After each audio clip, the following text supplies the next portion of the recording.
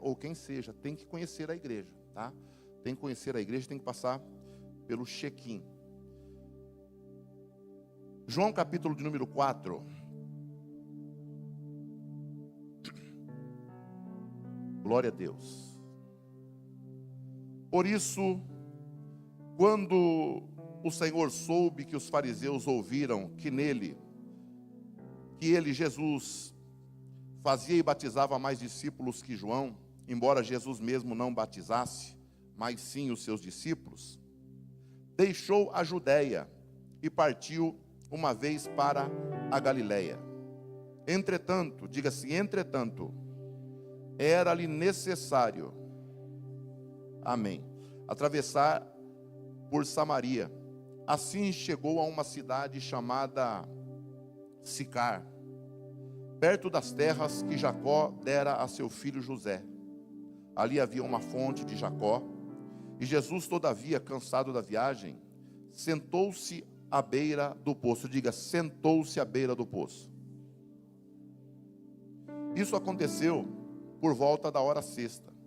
Nisso, uma mulher de Samaria veio tirar água e pediu-lhe Jesus: dá-me um pouco de água para beber. Pois os seus discípulos haviam ido à cidade comprar alimentos. Então lhe respondeu a mulher de Samaria: como sendo tu judeu, pedes de beber a mim, uma mulher samaritana? Pois os judeus não se relacionam com os samaritanos. Jesus respondeu a ela: se conhecesses o dom de Deus, e quem é o que te pede, dá-me de beber, tu lhe pedirias, e ele te daria água viva. Amém? Glória a Deus. O interessante desse texto aqui é que a Bíblia é clara em deixar bem enfatizado que era-lhe necessário. Existe uma razão geográfica para que o escritor, para que o evangelista João deixe registrado: era-lhe necessário atravessar por Samaria, o versículo 4, tá? Era-lhe necessário.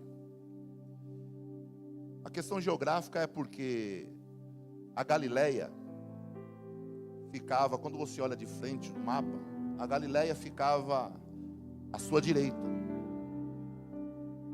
a Judéia à sua esquerda, e entre as duas ficava a região de Samaria. Então Jesus está do lado de cá, na Judéia, e ele quer ir até a Galiléia. É evidente que existiam outras rotas, porém rotas até mais curtas, entretanto mais complicadas. Então Jesus, saindo de lá da Galiléia, para ir da Judéia, onde está Jerusalém, para ir até a Galiléia, onde está o mar da Galiléia, Betfagé, Cafarnaum, Decápolis, ele tem que passar, se ele quisesse fazer um caminho mais reto, em linha reta, ele teria que passar por dentro de Samaria para chegar até a Galiléia. Mas quando a gente lê o texto, a gente vê que o escritor não está falando somente da questão geográfica. Era-lhe necessário passar por Samaria. A gente percebe que existe uma questão de necessidade espiritual. Jesus, ele já havia dito num outro momento que ele tinha muitas outras ovelhas que estavam fora dos termos de Israel. E essa mulher, ela era alguém que estava fora dos termos de Israel. Ela era uma samaritana. E chamar alguém de samaritano naquela época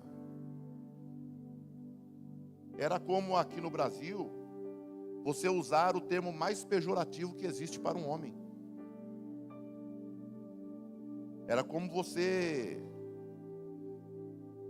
sabe, humilhar alguém com palavrão, daquele mais torpe que existe. Para um judeu, chamar alguém de samaritano era a maior ofensa. Então, quando alguém, naquela época, queria ofender alguém de fato, falava, vai, samaritano. Tá? Não vai pegar essa moda, né? Tá com raiva de alguém, para não falar um palavrão, chamar alguém de samaritano. Mas era assim que funcionava. Tá? Era muito pior do que, como eu falei aqui esses dias, falar que os cachorrinhos comem. Era um cão de estimação. Pessoas que não faziam parte do povo judeu.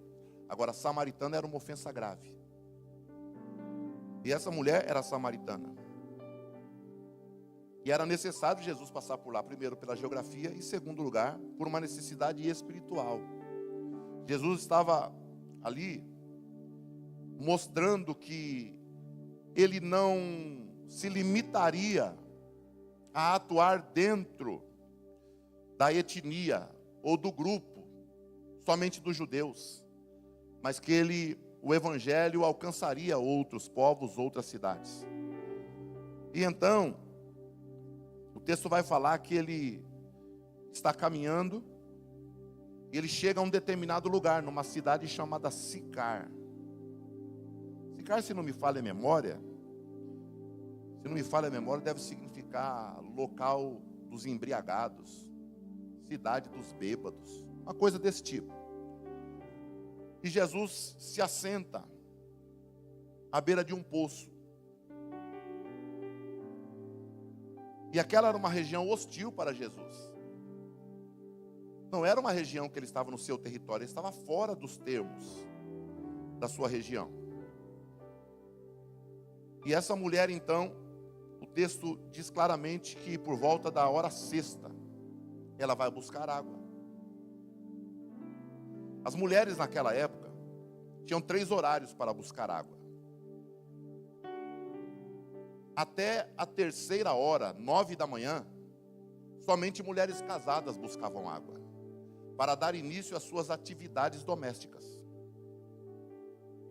A partir da 9ª hora, até as 18 horas, ou seja, até 17h59, antes de começar a noite, começava às 18.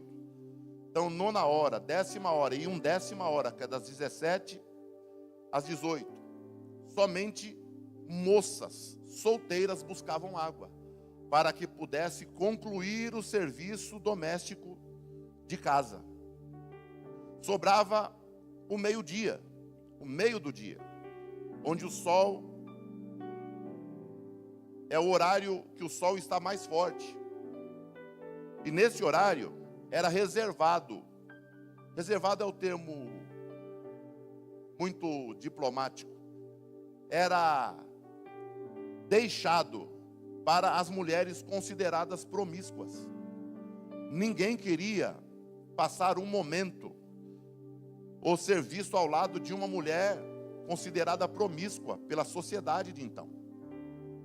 Então, entre as 10 da manhã e as 14 horas, somente gente promíscua ia até o poço.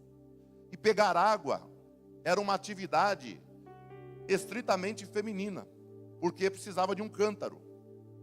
E cântaro era um objeto exclusivo de mulher. Era um vaso grande. E a mulher que usava. E aquela mulher, por ser samaritana, ela não estava incluída na doutrina do povo judeu. Mas a doutrina do povo judeu era muito ortodoxa, conservadora. E um homem ser visto conversado com uma mulher dentro da cultura judaica era uma ofensa para um homem. Porque mulher era um simples objeto do seu esposo. Mulher não tinha um valor social, moral. Mulher era um objeto, propriedade do esposo. E para os judeus, um homem ser visto conversado com uma mulher era uma ofensa. Eles consideravam que o homem estava emburrecendo, se fosse visto conversado com uma mulher em público. Ainda mais Jesus vai conversar com uma mulher que nem judia é, num horário em que as promíscuas buscariam água. Essa mulher, sendo samaritana, ela estava totalmente fora dos planos de redenção para os judeus. para os judeus. Para o povo judeu, essa mulher era excluída de tudo, como uma leprosa, como uma mulher com fluxo de sangue. Era a mesma coisa, não tinha muita diferença. Porque lá atrás, há mais de 700 anos antes de Cristo, para que você entenda o problema dos samaritanos com os judeus, houve uma separação após a morte de Salomão. O reino de Israel era um reino unificado. Era um reino o quê? Unificado. Ficou unificado por 120 anos. 40 anos de reinado de Saul, 40 anos do reinado de Davi, 40 anos do reinado de Salomão. 120 anos. Salomão morre. Roboão, seu filho, assume. E ali houve um problema administrativo. Não demorou muito. Israel se separou, era um reino só, 120 anos. Se separou. Ficou 2 tribos para o sul, chamado tribo de Judá, que era Judá e Benjamim. A capital, Jerusalém. Se separou de Israel, ficou como Judá. As outras 10 tribos ficaram na região de cima, no norte. E a capital ali daquela região era Samaria. Já existia naquela época. E o que aconteceu? O povo do sul continuou com a sua doutrina. Não se misturou. Continuaram servindo a Deus e adorando a Deus no templo em Jerusalém. Templo que havia sido construído no tempo do rei Salomão. Mas as 10 tribos do norte, devido sofrerem ali, depois da separação, uma invasão assíria, os assírios vieram contra essas 10 tribos lá do norte. E fizeram algo chamado inculturação. O que é isso? É trazer a cultura de lá para cá. A Assíria havia dominado o mundo. A Síria havia dominado vários países, culturas diferentes. Então eles pegaram essas culturas, pegaram homens e mulheres e colocaram lá no meio de Israel, das 10 tribos, trazendo a inculturação, a cultura deles, colocaram aqui dentro e deixaram eles lá. Eles não foram levados cativos para a Síria. A Síria trouxe, sabe, a sua cultura, a cultura dos povos que estavam lá dentro, que eram escravos, e misturaram tudo. E aí os israelitas, das 10 tribos, começaram a se misturar, casando, dando seus filhos e filhas em casamento. E aí houve a mistura. E aí eles foram se distanciando da verdadeira adoração do Senhor, que as tribos do sul mantiveram. Chegou ao ponto das tribos do sul olharem para a tribo do norte e não considerar mais como irmãos, porque eles se mantiveram puros. Mas as 10 tribos de Israel foram misturadas. Como não se bastasse, eles, como não tinham o templo em Jerusalém para adorar, lá como na tribo do sul, eles foram no monte Gerizim, levantaram altares e começaram a buscar Deus como se fosse lá em Jerusalém. Uma falsa adoração. E aquela tribo a Israel, a tribo do sul, ela desaparece. Porque a inculturação os influenciou. Parece que nós estamos falando nos dias de hoje. O que Satanás quer fazer na igreja. Satanás quer fazer isso na igreja. Trazer o mundo para dentro da igreja. Para que a igreja se misture. Vocês lembram de Acabe, o rei de Israel? Quando ele olha para Nabote, um homem que tinha uma vinha, diga assim, uma vinha. Nabote tinha uma vinha. Vinha produz o quê? Diga uva. Diga uva. Diga só uva. Aí Acabe era o rei, ele poderia comprar qualquer lugar. Mas ele olha para Nabote e fala: não, eu quero a sua vinha, vende para mim. E Nabote diz assim: eu não posso vender minha vinha, é uma herança do meu pai, tem um valor sentimental e espiritual, não posso. Acabe então fica perturbado, vai até a sua esposa, a dona Jezabel, e fala para ela. E ela fala: mas você está chateada por causa disso, meu marido está de biquinho, seja homem, vamos dar um jeito, a gente mata ele. E lá vai Acabe outra vez e fala: Nabote, me vende a sua vinha. E Nabote: mas o senhor quer minha vinha para quê?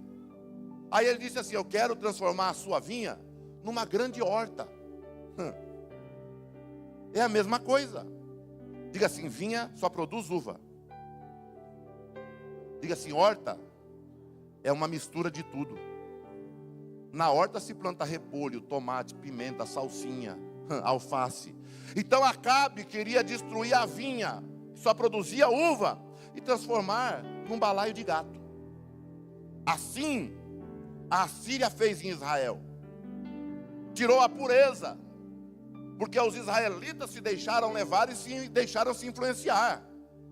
E foi extinto aquilo ali, acabou. Enquanto no sul se mantiveram puros. Então os remanescentes de lá, depois de 700 anos na época de Jesus, tá? Eles são considerados o quê? Os responsáveis por ter destruído as 10 tribos. Então o povo daqui de Judá, quando olhava para os remanescentes, os que sobraram de lá, falavam: vocês foram o culpados dos nossos irmãos terem se corrompido, vocês são misturados, vocês não são uma raça pura, vocês são, uma mistura, vocês não podem se misturar conosco, vocês são cães. E essa mulher fazia parte daquela descendência. Mas Jesus era necessário passar por aquele território.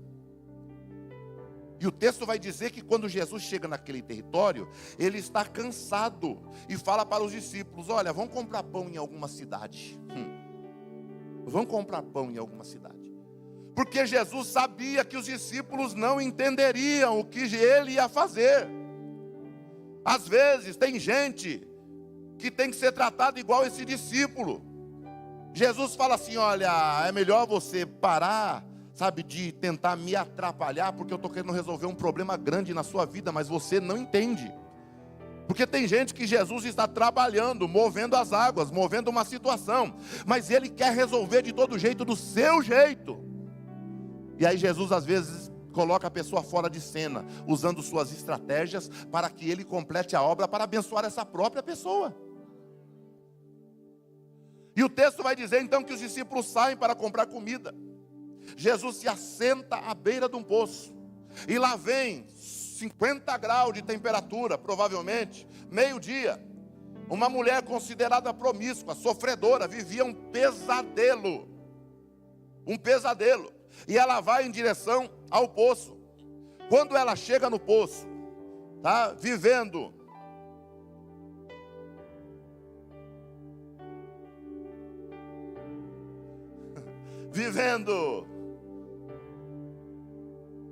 abotoar, irmão, mandaram abotoar.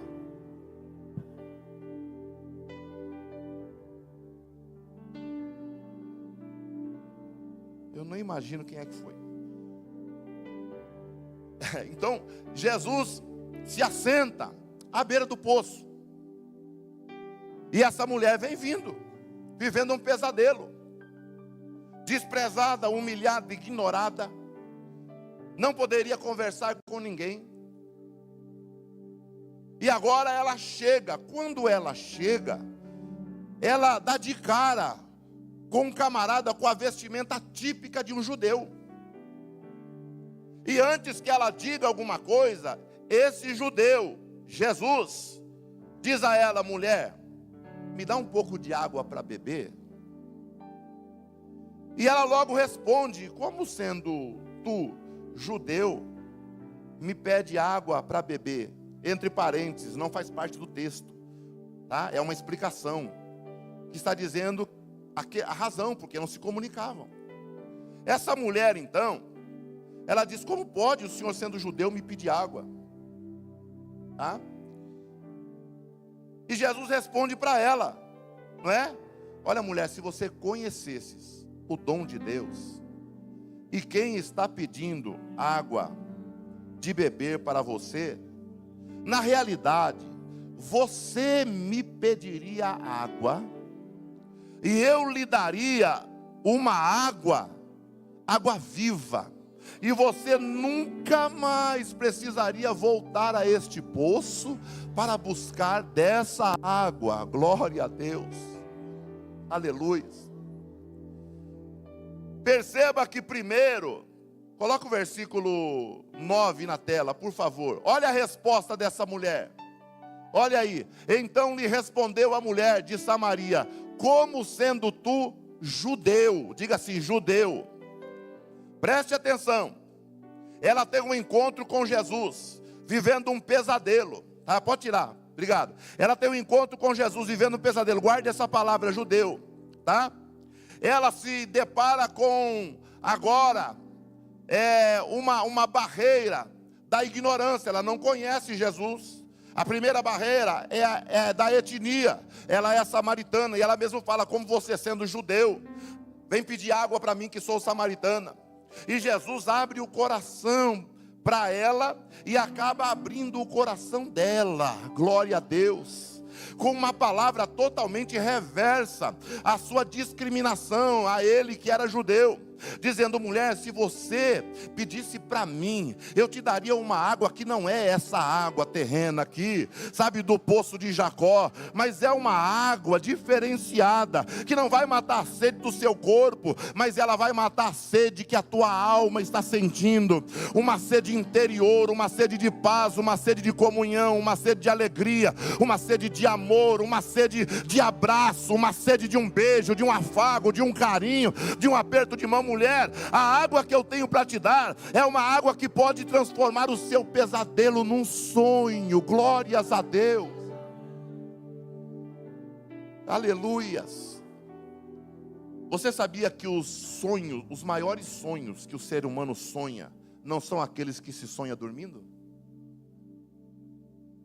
Sonhos que o ser humano sonha, que a Bíblia fala: sonhe, ouse sonhar, que nos últimos dias vossos filhos e vossas filhas profetizarão, vossos jovens terão visões, vossos velhos terão sonhos. Não é sonho dormindo, não, é sonhar acordado, glória a Deus. É você quando está no trabalho, executando sua função, e você está sonhando, sabe, com a realização. Você está em casa, está pensando na transformação do filho, isso é sonhar, glória a Deus. Então Jesus estava moldando, sabe, transformar o pesadelo daquela mulher num sonho, porque ela viveria ali naquele momento a realização de um grande sonho para a vida dela. Glórias a Deus. Se você veio nessa manhã aqui com sede até este poço, Jesus pode estar começando a transformar agora o pesadelo que você veio trazer a Ele num sonho que vai se realizar. Quando Ele diz do poço, da água, ela disse assim: olha, mas acaso tu é maior do que o nosso pai Jacó? Versículo 12, que nos deu esse poço.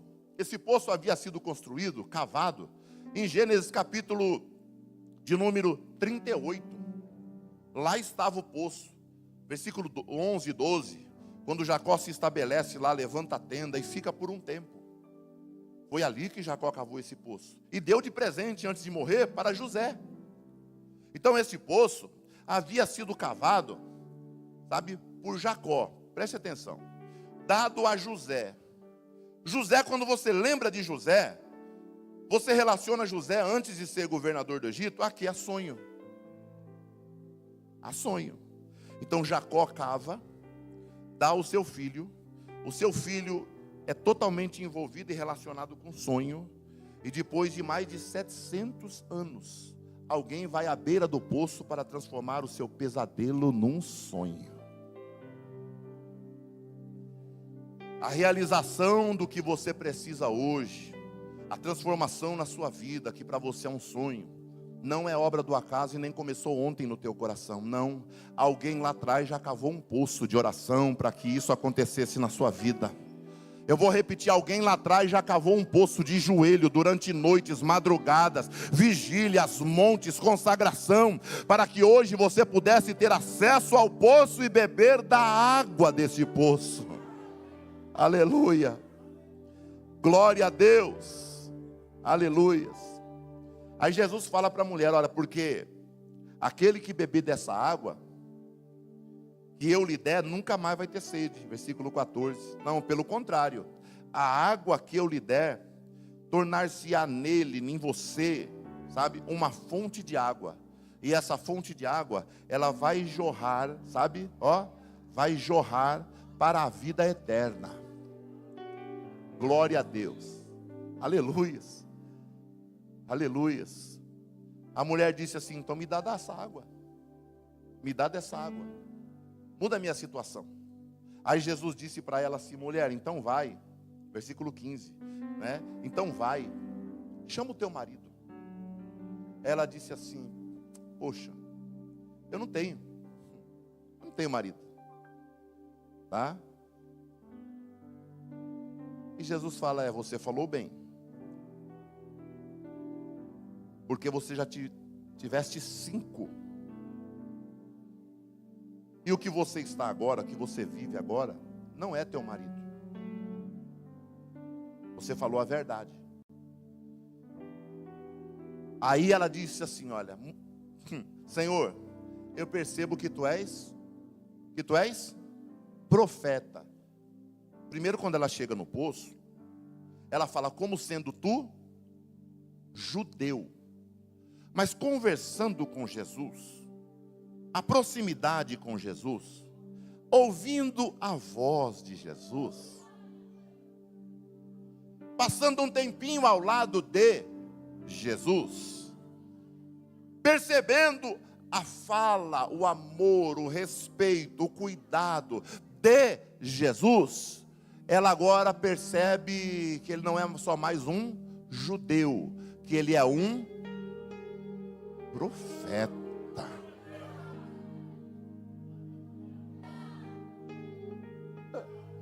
Aleluia.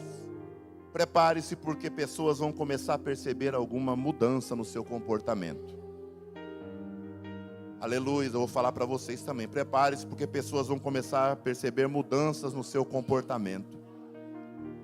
Porque estar ao lado de Jesus, ser abraçado por Jesus, receber a palavra de Jesus, aleluia, ser apontado, ser o alvo da graça de Jesus, produz em nós uma transformação imediata. Imediata. Mas pastor, aquela pessoa ainda não conversa com a outra, é porque está muito longe de Jesus. Mas pastor, alguém me fez alguma coisa, me chateou, e eu não consigo mais ter uma amizade, voltar, reconciliar. É porque você está longe do poço onde Jesus está. Aleluia. Mas Jesus nessa manhã está falando para você, segue a orientação, segue o exemplo da mulher, deixa, sabe, a cidade lá, os problemas lá, e vai em direção ao poço, porque tem um meigo nazareno, um judeu, assentado à beira do poço, glória a Deus, e ele não vai te dar a água física para beber, ele vai fazer você voltar a experimentar a água espiritual, que faz você, e que faz você, aleluia, ignorar o que te fizeram, passar por cima das rusgas, e voltar a ter comunhão, porque é isso que ele quer, transformar a tua vida, fazer você entender que a água que ele te der, não somente sacia a sede, a água que ele te der, quando entrar no teu corpo, na tua alma, no teu espírito, arranca a impureza, arranca a mágoa, arranca a birra, arranca tudo e transforma em alegria. Alegria.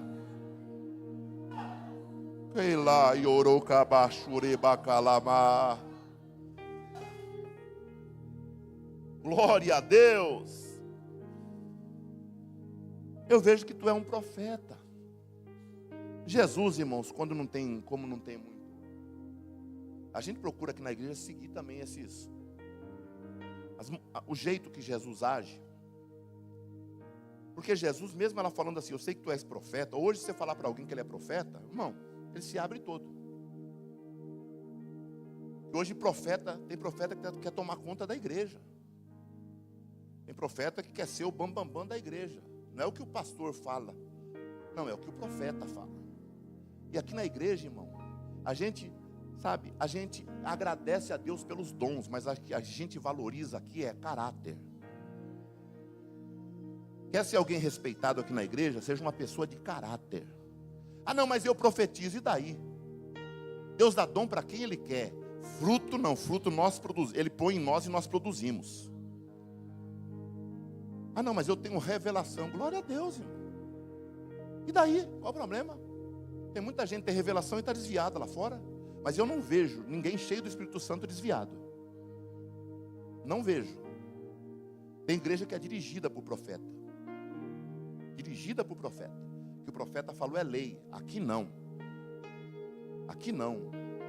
Aqui o que manda é testemunho, caráter. Caráter. Glória a Deus. E é por isso que a gente prega dessa forma, sem medo, sabe?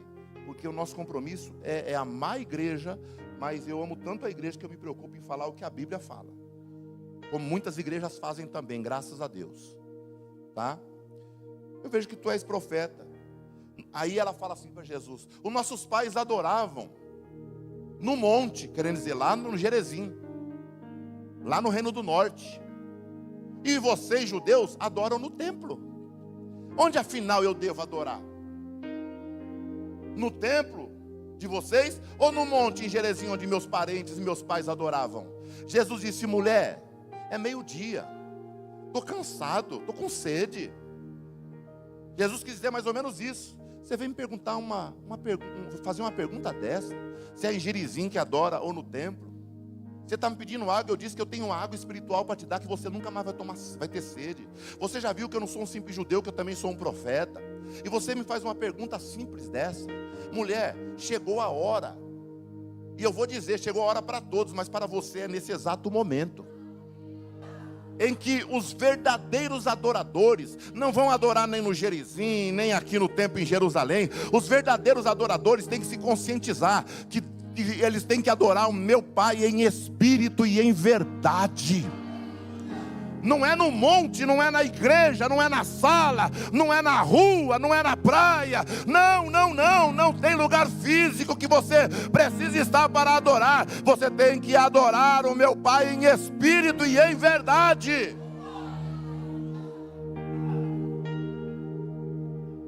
Não é a igreja, o templo, a parede ou o monte que me faz mais crente, não. É adorar a Ele em espírito e em verdade.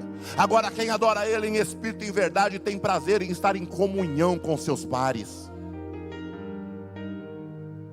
Aleluia. Jesus disse: vocês adoram o que vocês não sabem. Vocês adoram o que vocês não conhecem. Eu e meu povo, nós adoramos a quem nós conhecemos. A quem nós conhecemos. Tá? E a mulher olha para ele depois que ele fala assim: meu Pai procura os que o adoram em espírito e em verdade, porque Ele é espírito. E os verdadeiros adoradores têm que adorar a Ele em espírito e em verdade. Aí ela olha para ele assim e fala assim, o cântaro na mão, ele sentado, e fala assim para ele assim: eu sei, tá? Que o Messias, ele vai vir do seu povo. Judeu, profeta. Depois de um pouquinho de diálogo com Jesus, ela já fala assim: eu sei que o Messias vai vir do seu povo. Aí Jesus, sabe, assegurou para ela e disse assim: eu sou o que fala contigo. Você está dizendo que o Messias vem do meu povo? Sou eu mesmo o que fala contigo. Aleluias. Eu tenho para mim que aquela mulher, antes de encontrar Jesus, quando vinha com o cântaro, algo já estava mexendo com aquela mulher. Eu tenho para mim que aquela mulher, quando de longe viu aquele camarada sentado na beira do poço, eu creio que alguma coisa já começou a se modificar dentro daquela mulher. Porque aquela mulher vivia um pesadelo do desprezo, do abandono. Já tinha tido 5 relacionamentos. E Jesus não falou, você teve 5 amantes, entenda isso. Jesus não chamou aquela mulher de prostituta, como muita gente fala. Jesus não chamou aquela mulher de uma vida indigna. Não, você é desprezível, não. Jesus, o texto diz 5 maridos. Ela teve 5 casamentos e nenhum deles deu certo. Essa mulher vivia um pesadelo, mas Jesus já estava assentado à beira do poço, aguardando ela chegar. Glória a Deus. Isso quer dizer que se você hoje está vivendo uma vida doente, ferida, triste, vazia, angustiada, corra para o poço, vá até Jesus, porque Ele já está lá te esperando.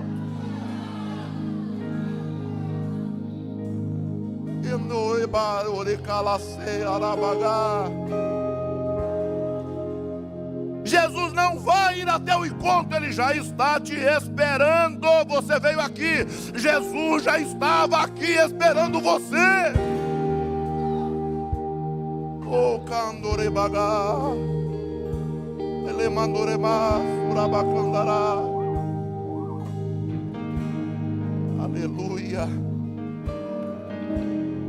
Aleluia. Quando os discípulos chegam, vem Jesus conversando com a mulher. O texto diz, se admiraram. O texto original aqui diz que eles tiveram um choque quando viram Jesus conversando com essa mulher. Tiveram um choque. Preconceito.